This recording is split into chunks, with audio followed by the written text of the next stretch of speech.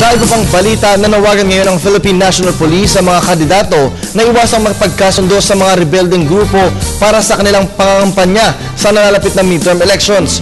Reaksyon ito ng PNP sa umano'y mensaheng ipinadala ng New People's Army sa ilang kandidato para kuha ng permit to campaign. Narito ang report ni Alvin Baltazar. Ni DILG Secretary Maroas na may mga natatanggap silang ulat na nagsisimula ng magpadala ng mensahe ang NPA sa ilang mga kandidato at may kinalaman sa inaasahang pagbuhay ng mga rebelde sa kanilang permit to campaign activity ngayong panahon ng eleksyon. There are several reports by candidates na meron silang mga natatanggap na mensahe. Ito naman ay inimbestigahan ng PNP.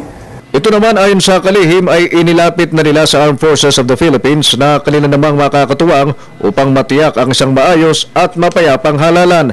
Apela ni Roa sa mga kandidato, huwag bibigay sa gayong iligal na aktibidad ng mga rebelding grupo at iba pang anyo ng pangingikil nito ngayong halalan. Nananawagan po kami sa ating mga kandidato na huwag pong tugunan itong mga permit to campaign or permit to win or permit to operate or kung ano pang mga paghihingi o mga extortion na hinihingan po kayo ng pera. Itong perang ito ay ginalaban din po sa inyo, sa ating gobyerno, sa ating mga mamamayan. Samantala, pinapa-account naman ni PNP Chief General Alan Purisima ang lahat ng kanilang police personnel sa harap ito ng pagsisikap ng pamunuan ng PNP na huwag mabahira ng pamumulitika ang kanilang hanay lalo't nagsisimula na ang pangangampanya. Nais ni Purisima na malaman kung saan-saan nakadeploy ang kanilang mga tao at mula dito ay madetermina kung sino-sino ang mga malalapit sa mga politikong tumatakbo ngayong eleksyon.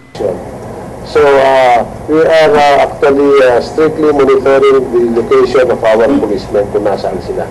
And we are holding our chiefs of police responsible kung if their policemen are not present in the respective AORs. Para sa telebisyon ng Bayan, Alvin Baltazar.